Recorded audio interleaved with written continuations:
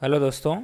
आज हम बात करते हैं प्रीलिम्स 2025 के बारे में कि प्रीलिम्स 2025 की नोटिफिकेशन कब तक आ सकती है और कब तक इसकी एग्ज़ाम हो सकती है, और जो बचा कुचा समय है हमारे पास उस समय को हम कैसे यूटिलाइज़ कर सकते हैं एज अ मेंस और प्रीलिम्स दोनों को बैलेंस करते हुए। ठीक है, कब हमको प्रीलिम्स की तैयारी करनी है, कब हमको मेंस की तैयारी करनी है, ये शेड्यूल किस प्रकार से आपका रहेगा, पूरे दिन में आप किस प्रकार से पढ़ाई करेंगे, इन सब की चर्चा हम इस वीडियो में करेंगे। ठीक है, नोटिफिकेशन डेट्स की बात करें तो 2024 में जो नोटिफिकेशन हमारा आया था वो 30 दिसंबर को आया था 2023 में।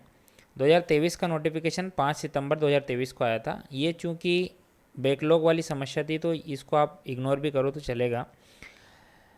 2022 में जो नोटिफिकेशन आया था वो 30 दिसंबर को आया था, 2021 में 22 दिसंबर को और 2020 में 28 दिसंबर को। यानी अगर मोटा मोटी तौर पर देखें तो दिसंबर जो है वो आपके नोटिफिकेशन का समय रहता है और संभवतः दिसंबर में ही 2025 का जो नोटिफिकेशन है वो आएगा। ठीक है, अब हम आगे बात करते हैं कि एग्ज़ाम कब तक हो सकती है। देखिए, जो पॉसिबल एग्ज़ाम डेट है वो या तो फरवरी में या मार्च में आपकी एग्ज़ाम रहेगी। ठीक है, या तो फरवरी में या मार्च में। तो आपकी जो प्रिपरेशन आपको करनी है वो फरवरी या मार्च, मेनली मुझे जहाँ तक लगता है वो मार्च में आपकी एग्ज़ाम होने की ज़्यादा संभावना है।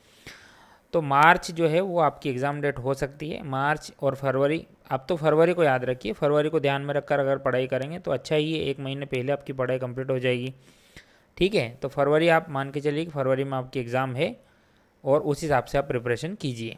किस प्रकार से प्रिपरेशन करेंगे और किस प्रकार से हमारा शेड्यूल का डिफरेंस रहेगा ये हम यहाँ पर देखते हैं आगे। ठीक है, जो 8/7 यानी आज की अगर बात करें हम तो 8 जो है अगस्त की बात करते हैं, 8 अगस्त 2024 की, उससे लेकर तो नोटिफिकेशन की डेट तक। ठीक है, यानी दिसंबर मान लो आप इसको, दिसंबर एंड तक। तो नोटिफिकेशन डेट तक, आज से नोटिफिकेशन डेट तक आपको किस पे फोकस करना है, तो आपको मेंस और प्री दोनों पर फोकस करना है। ठीक है, कैसे फोकस करेंगे हम आगे देखेंगे वीडियो में। और नोटिफिकेशन जब आएगा उससे लेके तो आपकी एग्ज़ाम की डेट तक आपको किस पे फोकस करना है, तो ओनली आपको प्री पे फोकस करना है। ठीक है, फोकस कैसे रहेगा इसमें हम देखते हैं अच्छे से, आपके शेड्यूल के हिसाब से हम देखेंगे।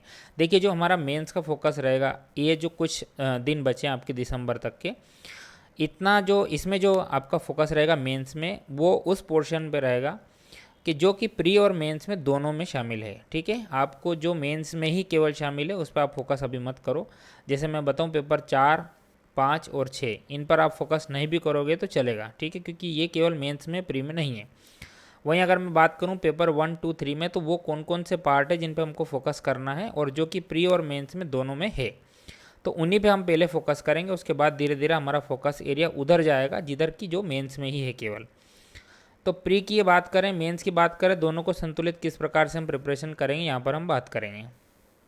मान लीजिए आप सुबह उठे 6 बजे। ठीक है, तो 6 बजे से 8 बजे तक सुबह के जो 2 घंटे रहेंगे वो आप MPGK को देंगे।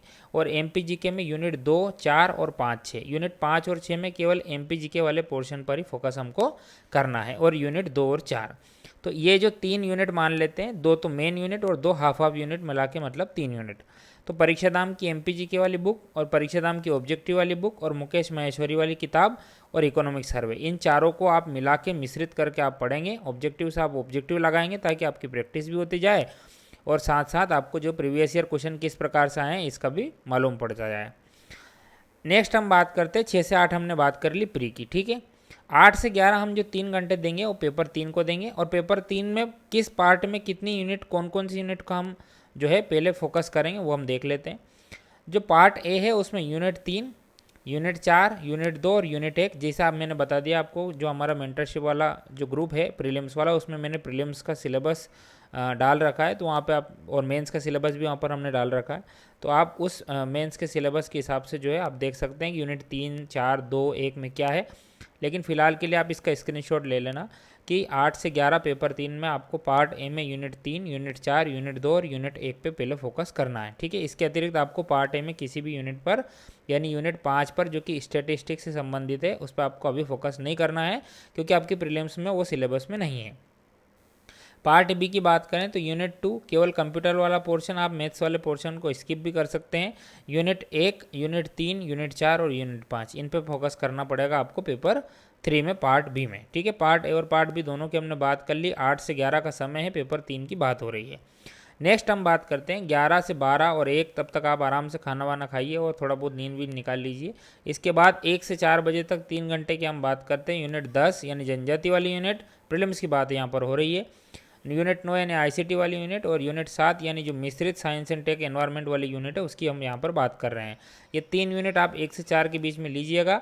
यूनिट 10 आप निर्माण से पढ़ना, जनजाति वाली यूनिट, यूनिट 9 परीक्षा धाम से, और यूनिट 7 भी आप परीक्षा धाम से कवर करना, ठीक है। और 1 से 4 के बीच में आप इसको अच्छे से कवर करते रहिए। फिर हम बात करते हैं 4 से 5 आप थोड़ा टी ब्रेक ले लीजिए। 5 से 7:30 यानी 2.5 घंटे का एक और ब्रेक लीजिए, मतलब एक और जो है शेड्यूल तैयार करेंगे हम।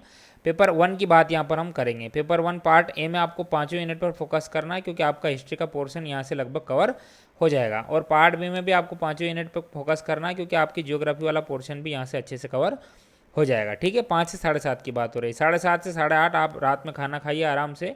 और उसके बाद जो यूनिट 1, 3 और 5, 6 है, यूनिट 1 में भारत का इतिहास संस्कृति, यूनिट 3 भारत का भूगोल, और यूनिट 5 भारत की जो राज्य व्यवस्था है वो, और यूनिट 6 भारत की जो अर्थव्यवस्था है वो, इन पर आपको फोकस करना है।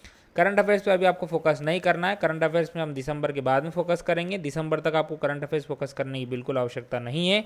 ये हमारा मेंस और प्री दोनों का बैलेंस शेड्यूल हमने देख लिया है, और बाकी कौन से टॉपिक कहाँ से किस किताब से पढ़ना है इसके बारे में प्रीलिम्स 2025 की स्ट्रेटेजी को लेकर एक अलग से वीडियो बना चुका हूँ, आप उसको देख लेना, ठीक है। हमारे ही चैनल पर डला हुआ है। और प्री में 85 प्लस स्कोर कैसे करना है ये भी मैं बता चुका हूँ। प्रीलिम्स प्लस मेंस 2025 के लिए हमारा मेंटरशिप का ग्रुप मैंने बना रखा है, डिस्क्रिप्शन में लिंक दे रखी है। 2024 जो प्री निकली है जिनकी, वो 2024 मेंस के लिए हमने डेडिकेटेडली ग्रुप बना रखा है, और वहाँ पर हम प्रिपरेशन करवा रहे हैं। उसकी भी लिंक डिस्क्रिप्शन में है, और साथ में हमारा जो Telegram group, main Telegram group है, उसकी भी लिंक मैंने डिस्क्रिप्शन में दे रखी है, ठीक है। तो यहाँ से आप देख लेना। और आज के लिए इतना ही। नेक्स्ट वीडियो में हम आंसर राइटिंग प्रैक्टिस की बात करेंगे मेंस के लिए। Thank you.